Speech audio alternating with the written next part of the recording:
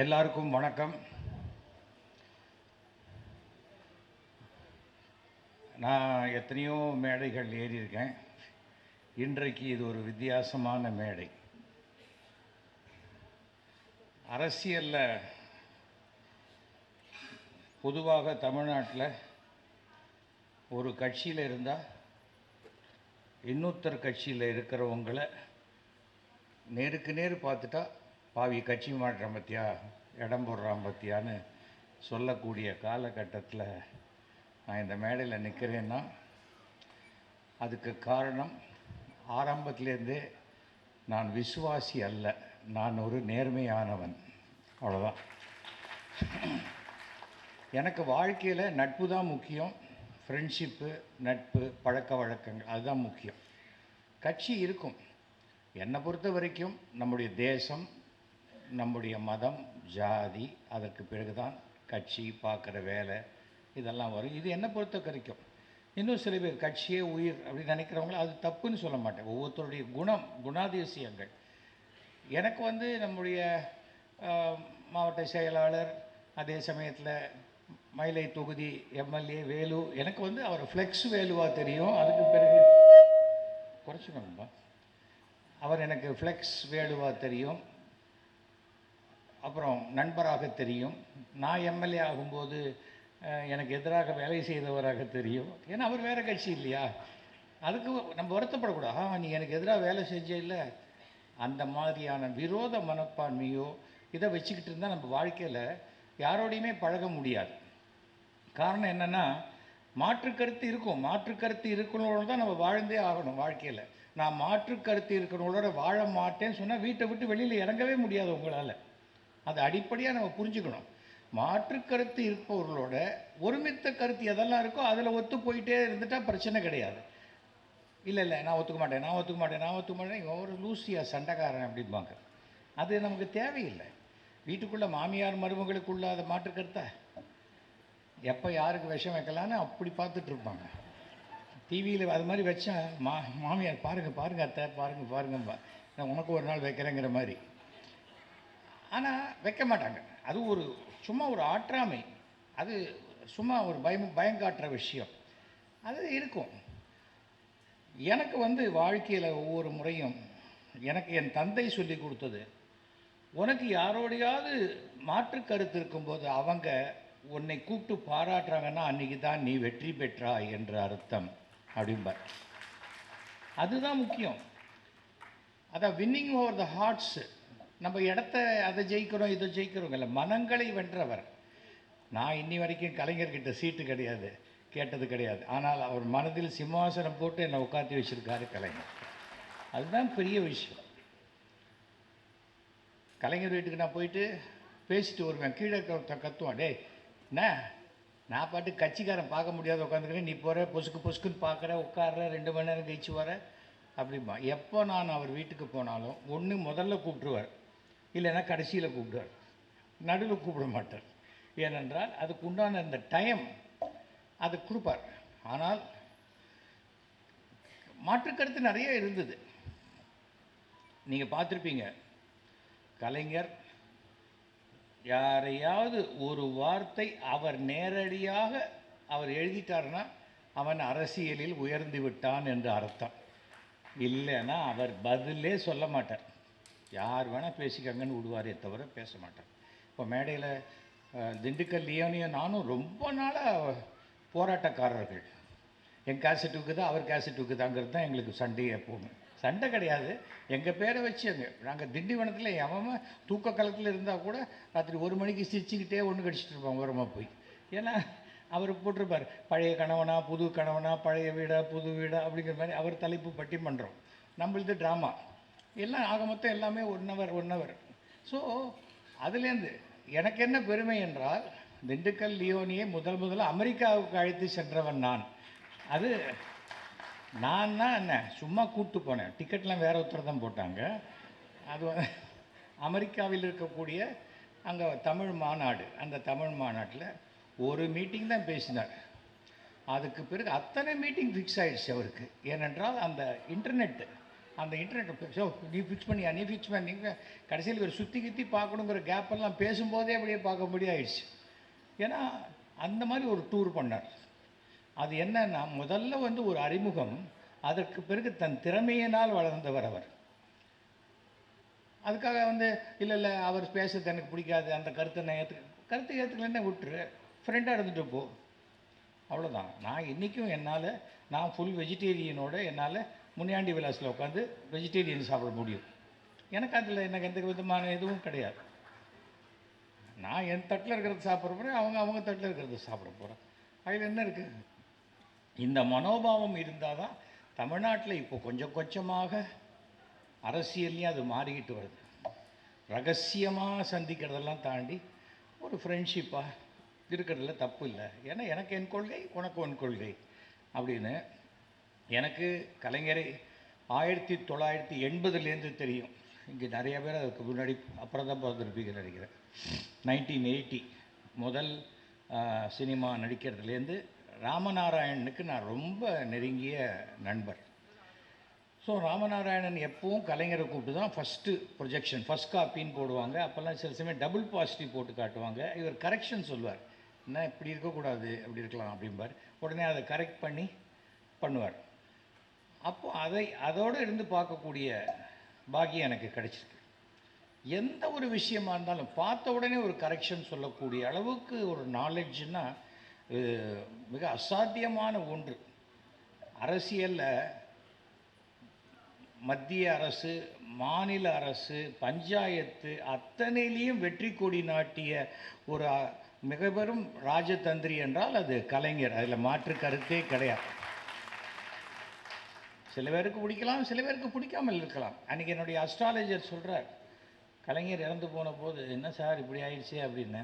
பரவாயில்ல, எப்படி இன்னும் 100 வருஷத்துக்கு மேலே அவரை பற்றி தான் பேசுவாங்க அப்படிங்கிறாங்க. அப்போது அவருக்கு அந்த அந்த ராசி அந்த இதற்கு ஒரு தடவை ரஜினிகாந்த் சொன்னார், கலைஞருக்கு கடவுளை பிடிக்குதோ இல்லையோ, கடவுளுக்கு கலைஞரை ரொம்ப பிடிச்சிருக்கு அப்படின்னு சொன்னார். அதுதான் பெரிய விஷயம், பூர்வ ஜென்ம புண்ணியம்னு சொல்லுவாங்க. எனக்கு அந்த ஒரு கலைஞனாக நான் வந்து மிக பெருமை. சினிமா இண்டஸ்ட்ரியில் இன்றைக்கி எவ்வளோ பேர் இருக்கலாம், ஆனால் அவர்களை எல்லாம் விட எனக்கு அதிகமான ஒரு ஒரு அவர் என் கையை பிடிச்சிட்டு பேசும்போது என் தந்தை என் கையை பிடிச்சி பேசுகிற ஃபீல் இருக்கும். அதில் அந்த உதாரணத்தை சொல்லாதீங்கன்னு ஒருத்தர் சொன்னார். எனக்கு நான் ஃபீல் பண்ணுறதை சொல்ல தான் சொல்லுவேன். இது என்ன, இதில் என்ன தப்பு இருக்குது அப்படின்னு. எல்லாவற்றுக்குள்ளேயும் ஒரு ஜாதி, ஒரு இது எல்லாத்தையும் கொண்டு போயிட்டே இருக்க வேண்டியதில்லை. நான் இந்த சுகபிரம்ம மகரிஷி அப்படின்னு ஒரு கடவுளை நான் கும்பிடுவேன். நீங்களே பார்த்துருப்பீங்க, என்னுடைய தொலைக்காட்சி தொடர்லெல்லாம் வரும். நான் முதல்ல கலைஞரை பார்க்கும்போது இதை கொடுத்தேன். என்னது இது அப்படின்னு கேட்டார். இவர் தான் வியாசருடைய மகன், பிரம்மாவுடைய பேரன். இவர் தான் வெங்கடாஜலபதிக்கு குபேரன்கிட்டேருந்து பணம் கடன் வாங்கி கொடுத்தவர். கிளி முகத்தோடு இருக்கார். கிளி முகத்தோடு இருக்கார். இதே மாதிரி முகத்தோடு ஒரு பொண்ணு வந்தால் கல்யாணம் பண்ணிப்பீங்களா நீங்கள் அப்படின்னு கேட்டார். இல்லை, ஒரு பொண்ணு வந்தது, பக்கத்து வீட்டுக்கு வரும்போதே மூக்கு எங்கள் வீட்டில் இடிச்சுது, அதனால் நான் வேறு பொண்ணு பார்த்துட்டேனா அப்படின்னு. ஆனால் அவர் ஒரு விஷயத்தை சொன்னால், எதிராளி ஒன்று சொன்னால் அதை ரசிக்கக்கூடிய ஒரு விஷயம். சட்டசபையில் ஒரு தடவை நான் சொல்கிறேன், சட்டமன்றத்தில் அபிராமபுரத்தில் நிறையா பிளாட்ஃபாரம் கடைகள்லாம் இருக்குது, எடுக்கவே முடியல. நான் அபிராமபுரம் போலீஸ் ஸ்டேஷனில் கூட சொன்னேன், அப்படியும் எடுக்க முடியல. எனக்கு அப்புறம் தான் தெரிஞ்சது அவங்கெல்லாம் பழம்பெரும் காவலர்களாக இருக்காங்க அப்படின்னு சொன்னேன். அசம்பிளியில் ஒரு சிஎம் அப்படி டேபிள் அப்படி தட்ட வேண்டிய அவசியம் இல்லை.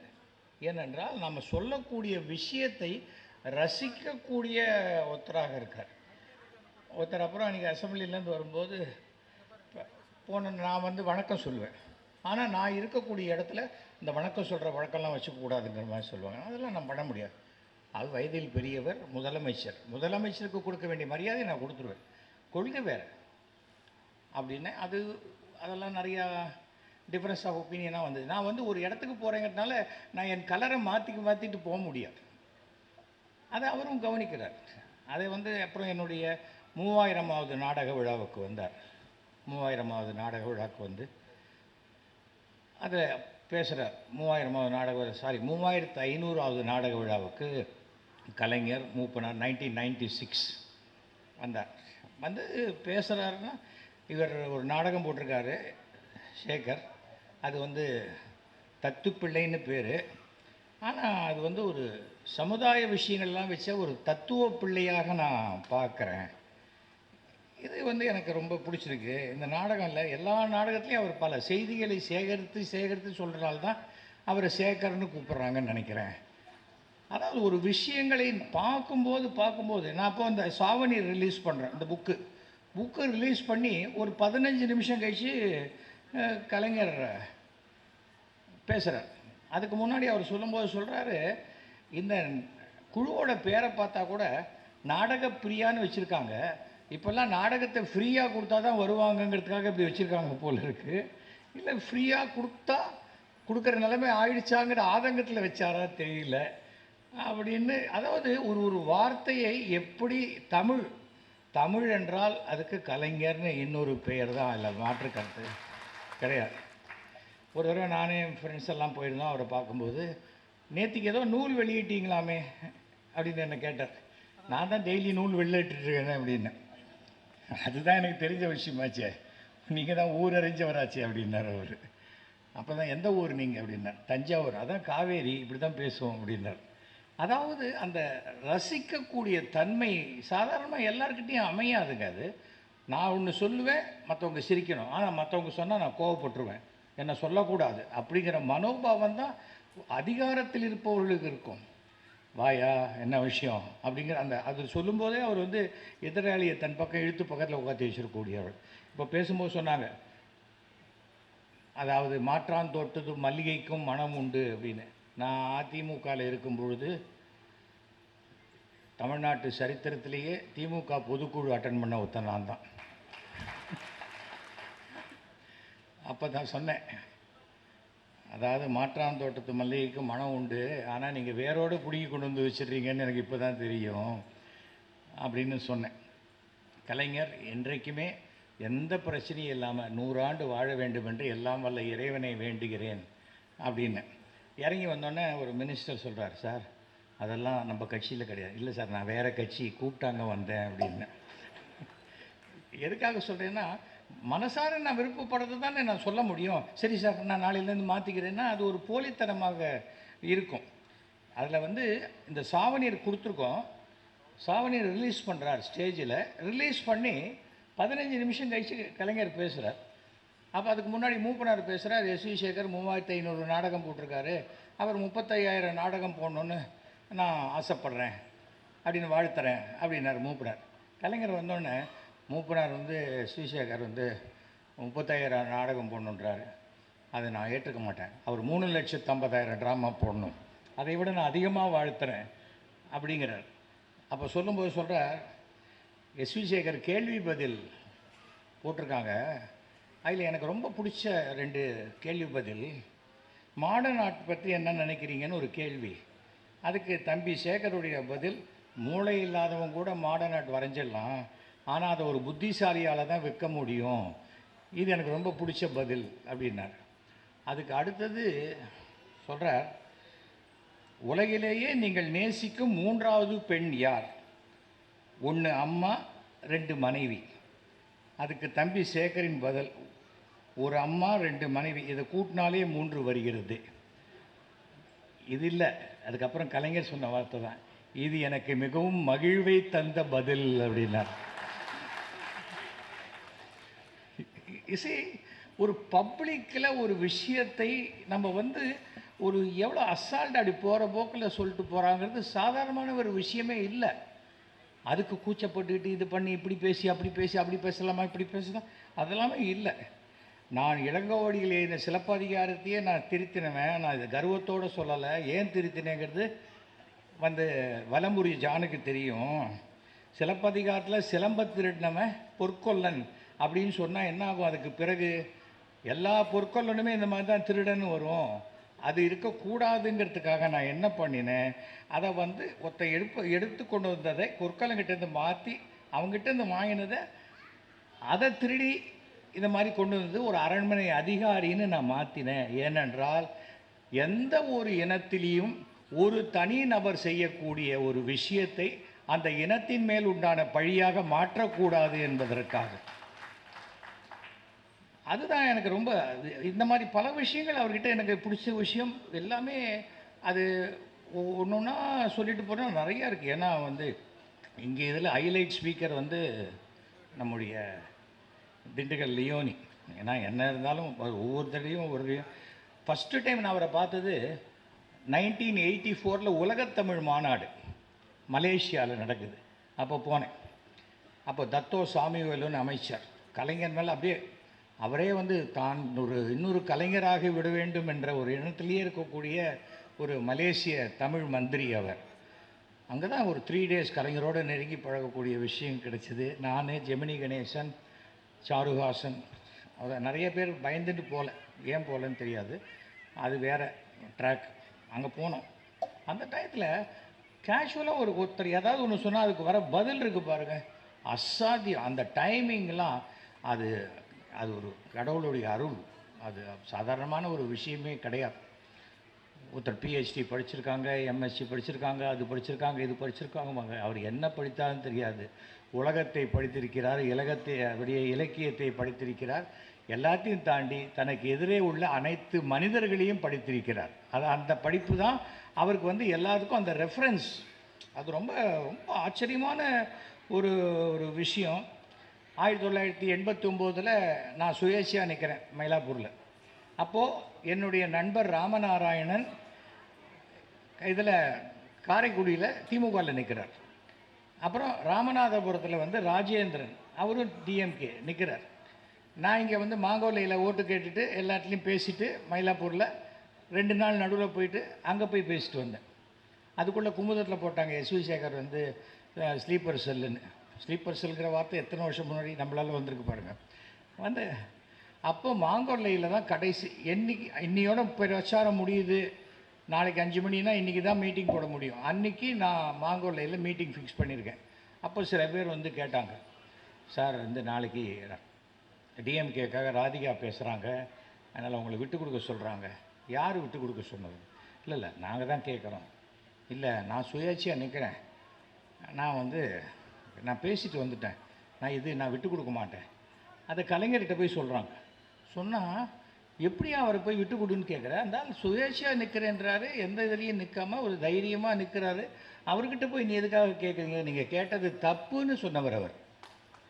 அதுக்கப்புறம் என்னை பார்த்து ராமநாராயணன் ஜெயித்த போது அவர் அந்த அக்கேஷனில் பார்க்கும்போது, காரைக்குடியில் ரொம்ப சிறப்பாக பேசுனீங்க, ஆனால் நீங்கள் பேசின 3/4 மணி நேரத்தில் ஒரு இடத்துல கூட திமுக உதயசூரியன் சொல்லாதையே பேசிட்டு போயிட்டீங்க பார்த்தீங்களா அப்படின்னாரு.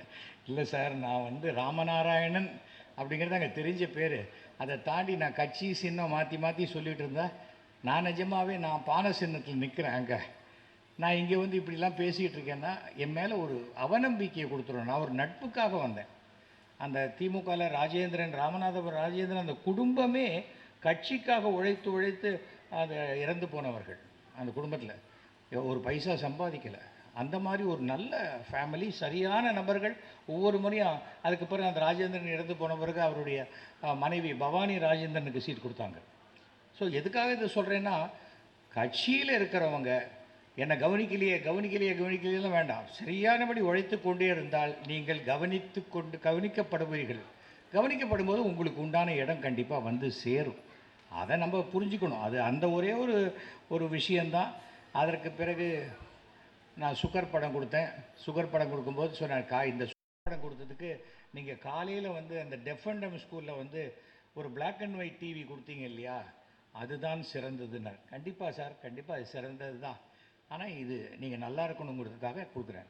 உடனே எனக்கு இந்த நம்பிக்கைலாம் கிடையாது, நான் வாங்கிக்க மாட்டேன் சொல்லவே இல்லை. வாங்கி வைத்து கொண்டார். ஏனென்றால் நேராக பார்க்கும்போது எந்த எதிராளி மனசும் புண்படக்கூடாது என்பதில் 100%.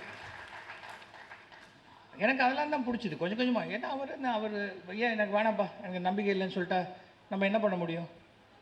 யாராவது இருக்கட்டுமே, ஒரு புக்கு கொடுக்குறேன், எனக்கு எதுக்குப்பா புக்கெல்லாம், எனக்கு வேணாம்ப்பா அப்படின்னா என்ன பண்ணுவீங்க? அங்கேயே போட்டு வருவோமா? பண்ண முடியாதுல்ல. அதே போல் இது ஒன்று ஒரு பெரிய ஒரு விஷயம். 3500வது நாடக விழாக்க நான் எப்படி தெரியுமா டேட்டு வாங்கினேன்? கலைஞரை போய்த்து ஃபிக்ஸ் பண்ணணும்னு டிசைட் பண்ணிட்டோம். கலைஞர் எப்படி பார்க்குறது, என்ன பார்க்குறது அப்படின்னோன்னு என் ஃப்ரெண்டு சொன்னான், காலத்தில் 5 மணிக்கு போ, அறிவாலயத்தில் வாக்கிங் போயிட்டுருப்பார் அப்படின்னு. நான் கரெக்டாக ஒரு 5:15 மணிக்கு போயிட்டேன். வாக்கிங் போகும்போது பாதி அப்போ தான் முடிச்சுட்டு வர ரெண்டு ரெண்டு தடவை முடிச்சு வரார். சார் வணக்கம் சார், என்னப்பா இங்கே காலங்காத்தால அப்படின்னார். இல்லை, என் ட்ராமாவுக்கு நீங்கள் சீஃப் கெஸ்ட்டாக வரணும், இப்படியே கூட்டின்னு போயிடுவியா இல்லை எப்படி அப்படின்னு கேட்டார் காலத்தில் 5:30 மணிக்கு. இல்லை சார், ஒரு முதலமைச்சரை நாம் எவ்வளோ சுலபமாக பார்க்க முடியுங்கிறதுக்கு நீங்கள் ஒரு உதாரணம் சார் அப்படின்னேன். உடனே சண்முகநாதனை கூப்பிட்டு அவருக்கு ஒரு டேட்டு கொடுத்துருப்பா இதெல்லாம் 5 நிமிஷத்தில் நடக்குது. இப்போ ஒரு சின்ன ஒருத்தர்கிட்ட போய் ஒரு குட்டி நடிகன்கிட்ட ஒரு டேட்டு வாங்கணுன்னா கூட நீங்கள் மேனேஜரை பார்த்துருங்க. அவருக்கு மேனேஜர் இருக்கிறது அவருக்கே தெரியுமா தெரியாதான்னு நமக்கு தெரியாது. ஆனால் சண்முகநாதன் என்பவர் ஒரு மிகச்சிறந்த அந்த மாதிரி ஒரு நிர்வாகியை நான் என் லைஃப்பில் பார்த்ததே கிடையாது. நான் சமீபத்தில் அவர் ரிட்டையர்ட் ஆகி வீட்டில் இருக்கும்போது நான் அவரை பார்த்து அவருக்கு ஒரு நமஸ்காரம் பண்ணிட்டு வந்தேன். 80 வயசு நெருங்கக்கூடிய இடத்துல இருந்தது. நம்மை விட வயதில் பெரியவர்கள் யாராக இருந்தாலும் அவர்களுக்கு நம்ம மரியாதையை நமஸ்காரம் செய்வது எந்த தப்பு, அப்படி தான் நான் வளர்க்கப்பட்டிருக்கேன். அவர் யார் என்ன பொசிஷனில் இருப்பா, ஒரு பதவிக்காக காலில் விழுவதெல்லாம் நமக்கு கிடையாது. அது உங்களுக்கே தெரியும். அந்த மாதிரி இருக்கும்போது கொடுத்தார், டேட் கொடுத்துட்டார். கொடுத்துட்டு திருப்பி ஒரு 1 ஹவரில் திரும்பி சண்முகம் இல்லை சிஎம் வந்து இதுக்கு போகிறார், தலைவர் டெல்லிக்கு போக வேண்டிய வேலை இருக்குது, அதனால் இன்னொரு டேட்டு உங்களுக்கு ஓகேயா சார், நீங்கள் என்ன டேட்டு கொடுத்தாலும் அவர் கொடுக்குற டேட் தான் ஃபங்க்ஷன் அப்படின்னு. உடனே ஒரு 2 ஆல்டர்னேட் டேட் கொடுத்து இந்த 2 டேட்டில் ஒரு டேட்டை வச்சுக்கோங்கிறார். ஏனென்றால் அடிப்படையாக நாடகத்திலேருந்து வந்ததுனால இன்னொரு நாடகக்காரனுடைய கஷ்டம் தெரியும். என்ன பார்க்கும்போது சொல்லுவார், நீ நாடகக்காரன் தானே நீங்கள் அப்படிம்பார். அது ஒரு பெருமையாக சொல்லுவார். இன்றைக்கி 100 ஆண்டு விழா ஆயிடுச்சு. சேலத்தில் வந்து இவர் என் மனைவியினுடைய தாத்தா, மிக பிரபலமான இசையமைப்பாளர் ஜி ராமநாதன், இவங்க எல்லாருமே ஒன்றாக ஒரே இடத்துல இருந்து பண்ணவங்க. இப்போ வந்து நான் இந்த விஷயத்தில் சொல்கிறேன். அதே போல் அந்த சுந்தரம், அந்த மாடர்ன் தியேட்டர்ஸ், அவர்கள் 3 பேருக்குமே அந்த இடத்துல ஒரு மார்பளவு சிலை வைத்தால் இந்த 100ஆண்டு விழாவை கொண்டாடுவது சிறப்பாக இருக்குங்கிறது என்னுடைய ஒரு சின்ன கருத்து. இது காரணம் என்னென்னா, மாடர்ன் தியேட்டர்ஸுங்கிற இடத்துலேருந்து தான் கலைஞர் இங்கே வந்தார். அதை வந்து நம்ம ஞாபகப்படுத்தக்கூடிய ஒரு விஷயமாக இது இருக்கும். அடுத்தது கொஞ்சம் கொஞ்சமாக அப்படி பேசி வந்தது. நான் வந்து 1990லேருந்து பாஜகவினுடைய அனுதாபி. ஸோ தேர்தலில் கூட்டணிக்கு பேசுவேன், அதனால் பாஜக திமுக கூட்டணிக்கு பேசியிருக்கேன், எல்லாமே பேசியிருக்கேன். அது மாதிரி ரெகுலராக பேசுவேன், வருவேன். ஒரு மனிதாபிமானத்துக்கு ஒரு மிகப்பெரிய எடுத்துக்காட்டு கலைஞர். பாரி வெங்கட்னு எங்கள் ட்ராமா ட்ரூப்பில் ஒரு பையன் ஆக்ட் பண்ணிகிட்டு இருந்தான். ஒரு நாளைக்கு அவனுக்கு ஒரு சினிமா சான்ஸ் கிடச்சி ஷூட்டிங்க்கு திருநெல்வேலி போயிட்டான். திருநெல்வேலியிலேருந்து வரவே இல்லை. வீட்டில் தேடுறாங்க, எனக்கு ஃபோன் பண்ணுறாங்க, வரவே இல்லை, அவர் எங்கே போனான்னு தெரியலைங்கிறாங்க. எங்கேயுமே அவன் அங்கே கிளம்பிட்டானே, நாங்கள் பஸ் ஏற்றி விட்டோமேங்கிறாங்க. அப்புறம் நான் என்னுடைய அஸ்ட்ராலஜர் நெல்லை வசந்தன்னு அவரை கேட்குறேன். கேட்டால் அவர் இருக்காரா தெரியலையே, எங்கேயோ உள்ளே புதஞ்சிருக்கிற மாதிரி தெரியுதுங்கிறார் அவர். உடனே மெட்ராஸ்லேருந்து இந்த ரூட்டில் பார்த்து ஏதாவது ஆக்சிடெண்ட் ஆச்சான்னு எல்லா போலீஸ் ஸ்டேஷன்லேயும் விசாரித்தா மங்களமேடுன்னு ஒரு ஊரில் ஒரு ஆக்சிடெண்ட்டில் அந்த பாரி வெங்கட் இறந்து போயிருக்கான். அவனுடைய பேர் வெங்கட்ராமன்.